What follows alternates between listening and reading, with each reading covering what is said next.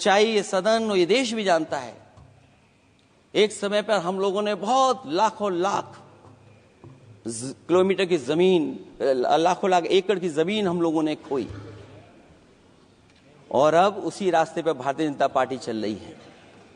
अध्यक्ष महोदय, सवाल यह है, जमीन खोने के साथ साथ भारतीय जनता पार्टी स्वीकार नहीं कर रही है कि जमीन चीन ने कब्जा की है। और ये बात अगर हम लोग कह रहे हैं तो जो अखबारों में खबरें निकलती हैं, टीवी पे कभी कभी खबरें आती हैं, अध्यक्ष महोदय सरकार को कहिए कि ऐसे चैनल, ऐसे अखबारों पे एफआईआर लिखा कर उन्हें जेल भेज दो, क्योंकि कुंभ की जो खबर चलाना चाहते थे, कुंभ की जो खबर देना चाहते थे, उन कुछ साथियों पे आपने एफआईआर लिखा दी है।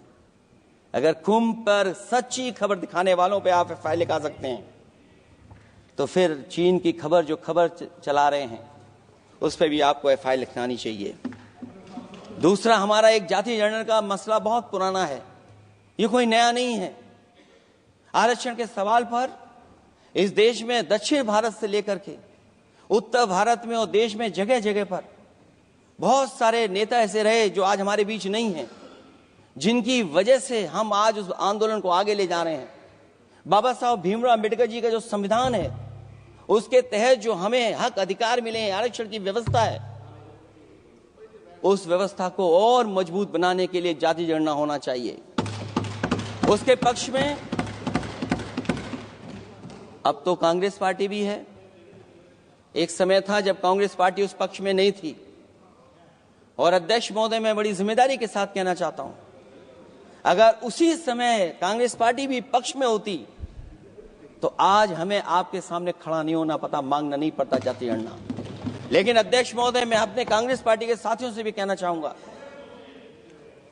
अध्यक्ष महोदय, मैं कांग्रेस पार्टी के साथियों से भी कहना चाहता हूं, हम आपके साथी हैं, और इस मुद्दे पे तो हम आपके साथ और आपके आगे भी चल करके आपका साथ दे देंगे।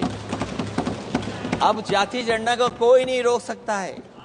एक दिन ऐसा आएगा अध्यक्ष महोदय, एक दिन ऐसा आएगा, कोई टकरार नहीं है, आपके इंजन जैसे नहीं है, आपका एक इंजन। अध्यक्ष महोदय, ये अध्यक्ष महोदय, हम तो, मुझे कभी कभी ये लगता है कि प्रधानमंत्री जी जितना अपने लोगों को ध्यान दे करके समझाते हैं, इतना ये समझते ही नहीं है।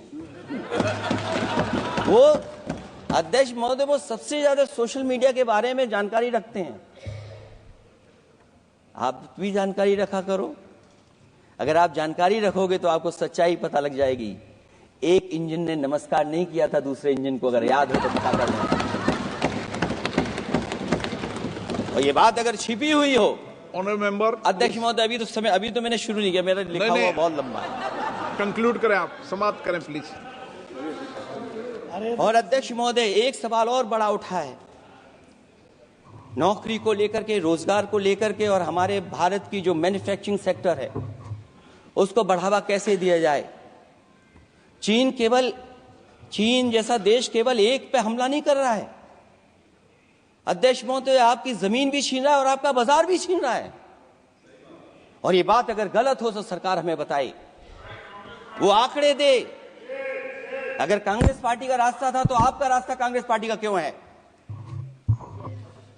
अगर कांग्रेस पार्टी का वो रास्ता था तो आपका रास्ता क्यों है वो? मैं तो जानता हूं जिस दिन उनके सहयोगी साथी समझ लेंगे, वो भी साथ छोड़ जाएंगे। दूसरा जो सवाल कहा गया है अध्यक्ष महोदय, जिस समय बाजार खोला गया, जिस समय हमारा व्यापार के लिए पूरा बाजार खोल दिया, हमसे ज्यादा वित्त को समझने वाले इकोनॉमिस्ट और बहुत सारे जानकार लोग वो मुझसे बेहतर समझते होंगे, लेकिन मैं ये बात समझता हूं कि जिस समय बाजार खोला गया उस समय ध्यान उतना हमारे देश की अर्थव्यवस्था पर नहीं रखा गया। अगर उसी समय पर मैन्युफैक्चरिंग सेक्टर को जिस जिम्मेदारी से रखना चाहिए था नहीं रखा गया, अगर उस समय रखा गया होता तो शायद अध्यक्ष महोदय हम लोग चीन से आगे निकल गए होते। आज चीन आ गए, हम लोग पीछे हैं। क्या आप इनको ज्ञान दे रहे हो क्या? अध्यक्ष महोदय, अपना रास्ता तो वही है, साइकिल वाला। इसलिए अध्यक्ष महोदय, अगर मेरा समय है अभी, क्योंकि मैं बहुत कुछ लेकर के आऊं, और जहां तक इंफ्रास्ट्रक्चर की बात है, आप कहते हैं कि देश का आधुनिक इंफ्रास्ट्रक्चर बनेगा, न केवल उसके नागरिकों को एक बेहतर जीवन, देश की नई पहचान देता है, बल्कि देश को एक नया आत्मविश्वास भी देता है। अरे अगर ये बात सच है तो अध्यक्ष महोदय, मैं वो बात कहना चाहता हूं कि 2022 के चुनाव से पहले एक बुंदेलखंड एक्सप्रेसवे बनाया गया था, और जिसकी तैयारी को लेकर के देश के प्रधानमंत्री जी गए थे। कितनी सजावट हुई थी, कितनी तैयारी हुई थी। जो हमारे बुंदेलखंड के साथी माननीय सदस्य चलते होंगे बुंदेलखंड के एक्सप्रेसवे पर, वो जानते होंगे। प्रधानमंत्री जी उद्घाटन करके गए, पानी बरस गया, बुंदेलखंड बह गया, एक्सप्रेसवे बह गया। और सोचिए अध्यक्ष महोदय, कब उद्घाटन किया था आपने? 22 में, और आज भी मेंटेनेंस चल रहा है उसमें। 22 के बाद से आज तक भी मेंटेनेंस चल रहा है। और कहीं अगर आपने जो गाड़ियां बाजार में ला दी हैं, जो बाजार में आजकल अध्यक्ष महोदय जो गाड़ियां आ गई हैं, अगर वो कहीं अपनी रफ्तार से चलेंगी तो या तो पेट दर्द होगा या कमर का दर्द होगा, दोनों में से एक के लिए तो इलाज जाना ही पड़ेगा। और वो कितने हजार करोड़ का बना? 14,000 करोड़ का। इसी तरह गोरखपुर लिंक एक्सप्रेसवे यूपी में 91 किलोमीटर, जो हमारे रोड की जानकारी रखते होंगे, एनएचआई की जानकारी रखते होंगे, वो जानते होंगे कि गोरखपुर लिंक जो 2022 में शुरू हो जाना चाहिए था, वो अभी तक शुरू नहीं हो पाया। वो 91 किलोमीटर का 7,283 करोड़ का बन रहा है। जो पूर्वांचल एक्सप्रेस वे, कभी समाजवादी सरकार ने उसको डिजाइन किया, उसको सब कुछ आगे बढ़ाया, वो 340 किलोमीटर का 22,000 करोड़ के लगभग का बना है। लेकिन जहां तक मैं बना करके छोड़ गया, वहां से आगे नहीं बढ़ा। और अगर वो बढ़ गया होता तो बिहार और बंगाल के लोगों के लिए बहुत रास्ता आसान हो जाता। इसी तरह एक गंगा एक्सप्रेसवे बन रहा है, जिसके बारे में सरकार ने ये कहा कि हम कुंभ से पहले शुरू कर देंगे, कुंभ से पहले गंगा एक्सप्रेसवे शुरू हो जाएगा। अध्यक्ष महोदय, वो नहीं शुरू हो पाया। मुझे लगता है जिस रफ्तार से वो काम हो रहा है, अगला जब अर्ध कुंभ आएगा तब तक ही बन पाएगा वो। ये बातें मैं इसलिए बोल रहा हूं अध्यक्ष महोदय, क्योंकि यूपी को बिहार को दे दिया, हमें कोई तकलीफ नहीं है। बिहार भी तरक्की करे, हम भी साथ देंगे बिहार का, कोई तकलीफ नहीं है। लेकिन यूपी में अगर कोई भी एक भारत सरकार के एनएचआई का एक्सप्रेस वे आया हो तो बता दे। एक भी कोई एक्सप्रेस वे दिया हो तब, जब देश के प्रधानमंत्री को दो बार और नहीं तीसरी बार भी मौका दिया उत्तर प्रदेश ने। मैं अध्यक्ष महोदय आपका इशारा समझ रहा हूं, बाकी अध्यक्ष महोदय भाषण में अब बजट पे पढ़ दूंगा। मेरा बाकी भाषण बजट में होगा।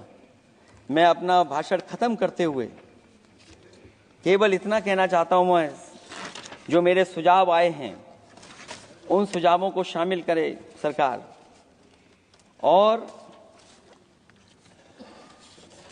केवल प्रचार में न रहे सरकार। अध्यक्ष महोदय, मैं अपनी बात खत्म करने से पहले जो राष्ट्रपति जी ने कहा है, मैं भी सहमत हूं उससे। मैं उनकी सब लाइनें पढ़ना चाहता हूं। जो राष्ट्रपति महोदया जी ने कहा है, मैं उससे सहमत हूं। हमारा हिंदुस्तान 140 करोड़ आबादी वाला देश है। हमारे यहाँ भिन्न भिन्न राज्य, भिन्न भिन्न क्षेत्र, भिन्न भिन्न भाषाएं हैं, परंतु एक राष्ट्र के रूप में हमारी एक ही पहचान है, हिंदुस्तान। और हमारा एक ही संकल्प है, एक ही लक्ष्य है, विकसित हिंदुस्तान। आने वाले वर्षों में देश को विकसित राष्ट्र बनाने के लिए हम सभी दृढ़ संकल्पित हैं। इस संकल्प में देश के शहीदों की प्रेरणाएं हैं, पूज्य बापू के मानवीय आदर्श हैं, और सरदार पटेल जैसी मां भारती की संतान द्वारा हमें दिलाई गई एकता की शपथ है। हमें इन प्रेरणाओं को आगे रखते हुए एकता के इस समर्थ विकसित हिंदुस्तान के संकल्प को पूर्ण करना है। आइए हम एक बार फिर एकता के संकल्प को दोहराएं और हिंदुस्तान के सपनों को पूरा करने के लिए कटिबद्ध हों। जब हम साथ मिलकर बढ़ेंगे तो हमारी भावी पीढ़ियां 2047 में अवश्य विकसित, सशक्त, समर्थ, समृद्ध, सोशलिस्ट, सेकुलर, डेमोक्रेटिक हिंदुस्तान देखेगी। मैं इतनी ही बात कहते हुआ, क्योंकि 10 बजट आपने पेश किए हैं, वो आप समझ गए होंगे, आप समझ गए बात को जो मैं कह रहा हूं। अध्यक्ष महोदय, जो बात मैं कह रहा हूं वो बात वहां तक पहुंच गई है। उनके चेहरे बता रहे हैं कि बात वो पहुंच गई है। और मैं अपने अंत में बस यही कहूंगा, क्योंकि 10 बजट के बाद ये अभिभाषण सुन रहे हैं हम लोग, 11वां बजट आ गया है। बजट हो ऐसा जिसमें सबके लिए उम्मीदें हों, समृद्धि की दिवाली और खुशियों की ईद हो। बहुत बहुत धन्यवाद अध्यक्ष महोदय, मैं आपका धन्यवाद देता हूं और सभी माननीय सदस्यों का जिन्होंने सुनने का काम किया। बहुत धन्यवाद।